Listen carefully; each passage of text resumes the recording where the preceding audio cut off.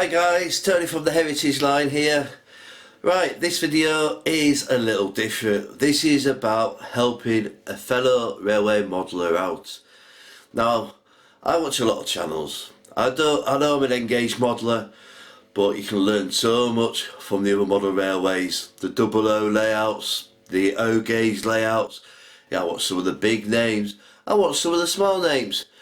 Now then, I have recently come across a new channel, and it's called Darlingbough. I will put links up at the top so you can go to his page. This is by Richard. He is so enthusiastic. He is just starting out in model railways. He's got so many good ideas. He's a bare roots modeller, I would say. He looks around the house, sees what he can use, sees what he can make. He comes up with some great ideas for some cheap modelling. Great, because not all of us have money to buy all the big locos and all the special scenery and that lot. And to be frank, you don't need it. In essence, it's all about having fun with your trains, running things. You then go on to your scenery. As you progress, you get bigger. You start doing extra things and you learn as you go along, and you learn from many other modellers. So this is about helping him out. He's a double O modeller. I don't know what track he's using. He's probably using a mixture of Hornby or Pico or whatever it is. I don't know. I suspect he's using Insel Frog, because there's no mention of the frogs. I think it'd lose him for the minute, the frog control, but he will learn that in the future, and who knows, he may do later builds, he may add things like that into it. But we're looking at a box basic how to wire a track diagram. So I thought, I'm going to help him out. Nobody else has had a shout out, nobody else has given him a look at how to wire this layout up. Now, he's on various media sources. You can find him on Facebook, you can find him on Twitter, Instagram, and you can also find him, obviously he's got a website of his own as well.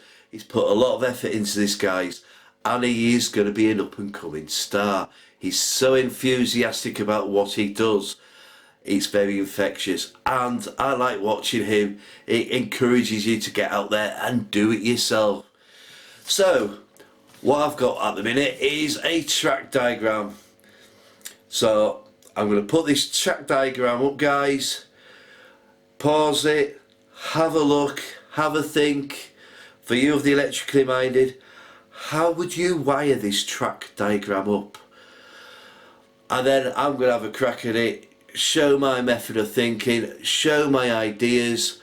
You may agree with it, you may not agree with it, you may have better ideas. It's all about sharing. So jump in the comments below, give your ideas, because we all do things differently. It's more than one way to skin a rabbit, isn't there, guys? You know what I'm saying here. It's all about helping others, and that is the nature of the hobby. We have a brilliant railway community here, so let's give Richard a hand.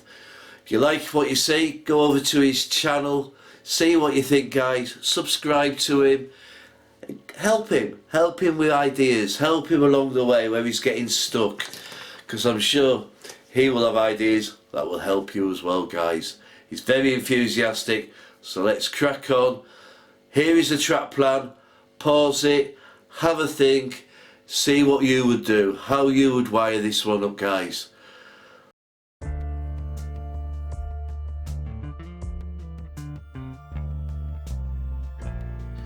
Right, guys, this is the circuit diagram I've got of Darlingbrough.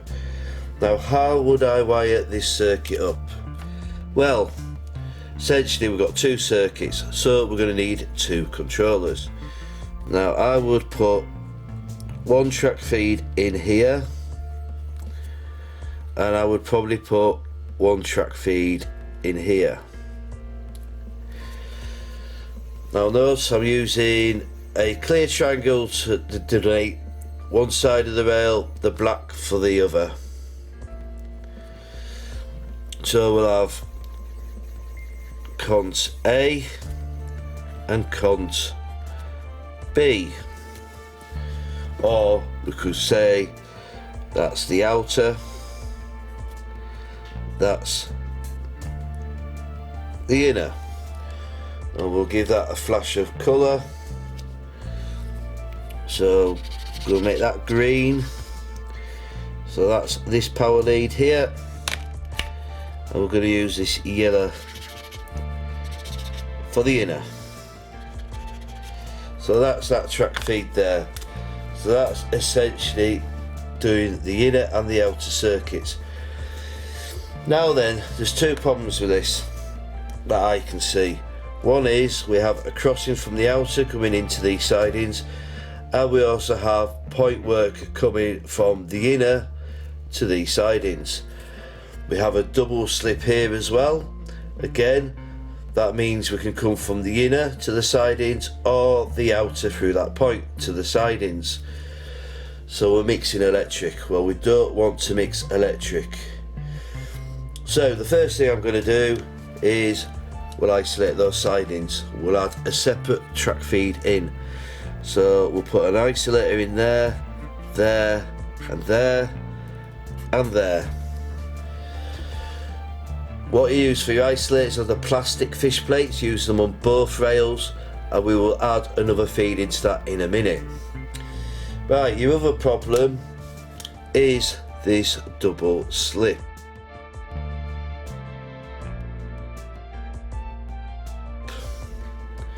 So the double slip, essentially, it's across. It means if you're coming in on this line, you can come in at that one or that one. If you're in on this line, you can come in at either one of them two.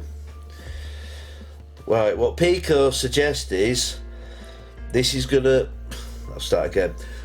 I would suggest using an Insel Frog double slip. It's the easiest one to wire in this case, because we don't want to be messing around with no frogs or any of that. This is a nice 00 circuit. So they've got a wire feeding in.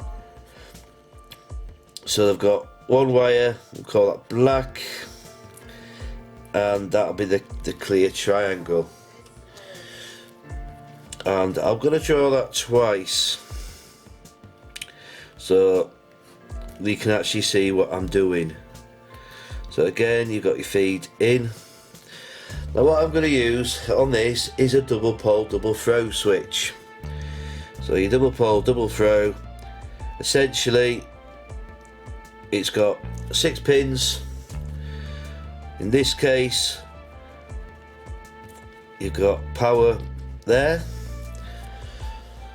That is going to be what feeds the double slip. And on this side, again, we've got a black triangle and a clear triangle. And on this side, we've got another black triangle and another clear triangle. What we do here is, this power comes from the green controller. So we'll make that green. And we're going to have the yellow control, which is the inner circuit, like that. So what happens is, if that switch is thrown that way, that connects the double slip to the green controller. So what that does is, that makes all that green. If you go the other way, like that way, that will make this track feed in from the inner controller. Now then, we can't mix the power as I've just said. So what you've got to do is add insulators, insulated joiners. We'll do it on that one just for to the ends. So that is a separate piece of track. So if we wanted to run in on the outer track, we would come all the way down. That has to be green. So you would select your slide switch over to the green, and that sorts out the electrical on the double slip. Same if the yellow, if you was coming in or even going through it on the yellow, you have to change your double slip to the inner controller. So this part here is actually controlled separately there.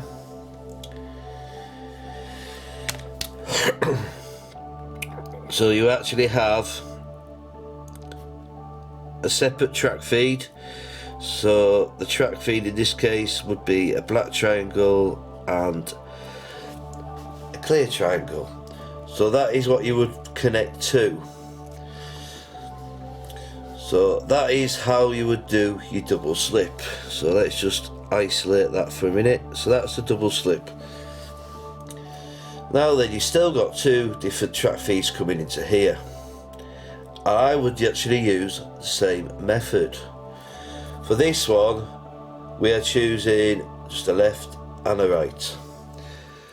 Now I would do exactly the same thing for the inner track, I'll call them inner sidings.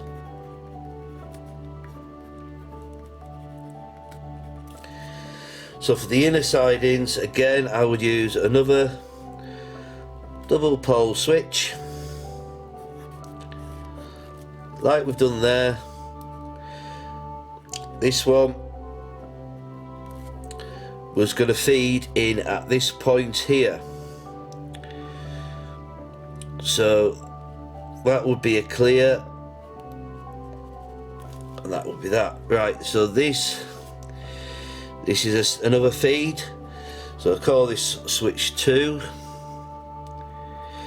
That would be switch 1. We'll call this switch 1.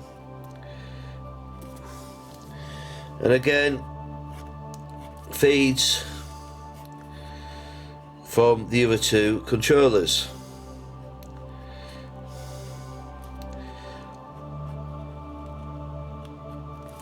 Now you must remember, all the outer rails have to be the same.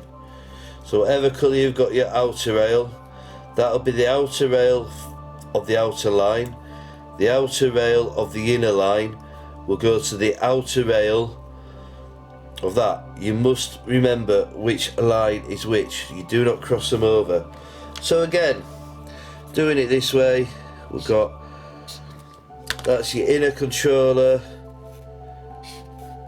that's your outer controller, that feeds that part of the layout. By doing that, we can now switch. That switch can be powered by the outer, that switch can be powered by the outer, so the outer circuit can now run all the way through here and form a circuit. It could actually go from outer to inner if you required, but what you have to do is you have to make sure that the directions on both controllers are going the same way. If you've got one going opposite to the other, your trainers will stop in the middle and it won't do your train any good.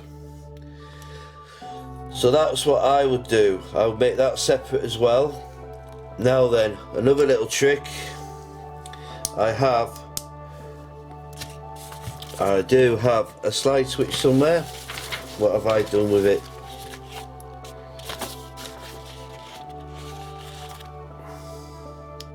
Right then, I have, this is a double pole, double throw slide switch.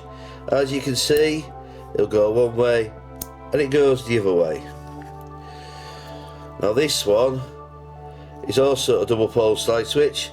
It'll go one way, also stops in the middle and goes the other way. So for this slide switch, that is basically, it's a double pole, double throw, and it's an on,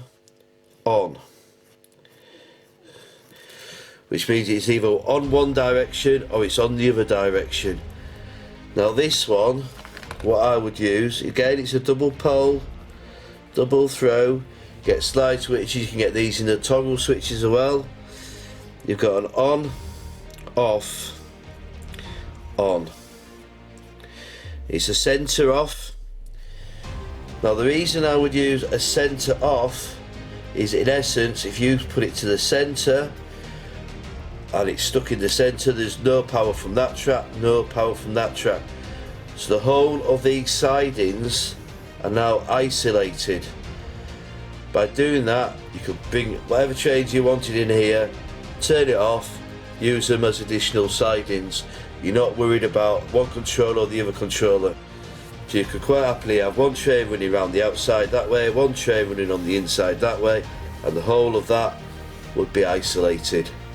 So that is one thing I would actually look at doing.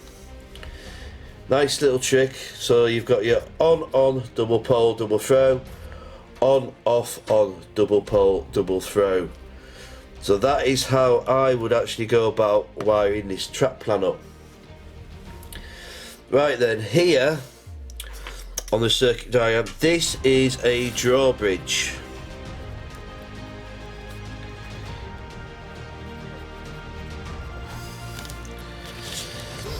Now then, if you remember, my original feed in is going up here and here. Right, what I would be tempted to do is, on this drawbridge, I would use a micro switch. Now a micro switch typically has 3 legs. Looks a bit like that. You can get them with the arm on them. Essentially what that means is that would be, say, your common. You'll have to just check this out, which way these things are wired. If it's open, it'll go down one of the legs, and if it's open like that, so called NO, normally open, it may, for instance, I don't know which way around they are without looking, but one of these legs will be normally open, which means connected through that way.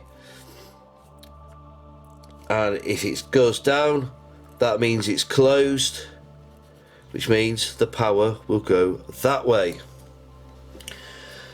So what I would be tempted to do is, where you've got your 2 tracks,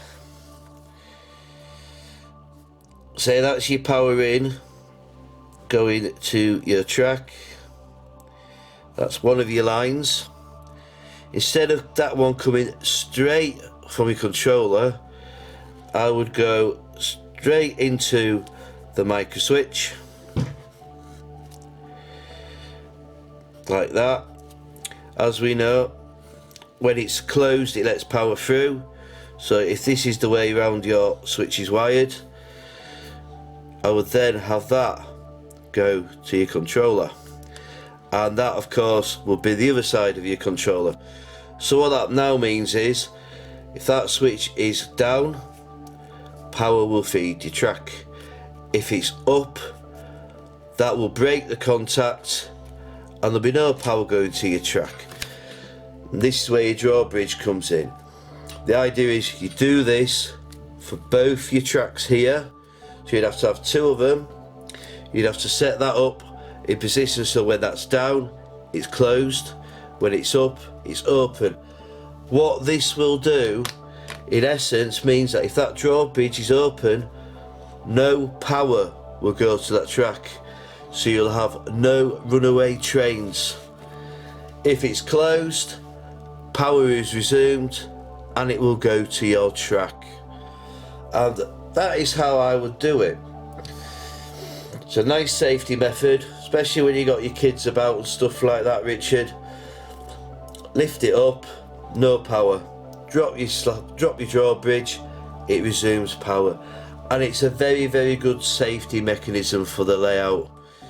And that is just another little trick on the drawbridge to help you with your power.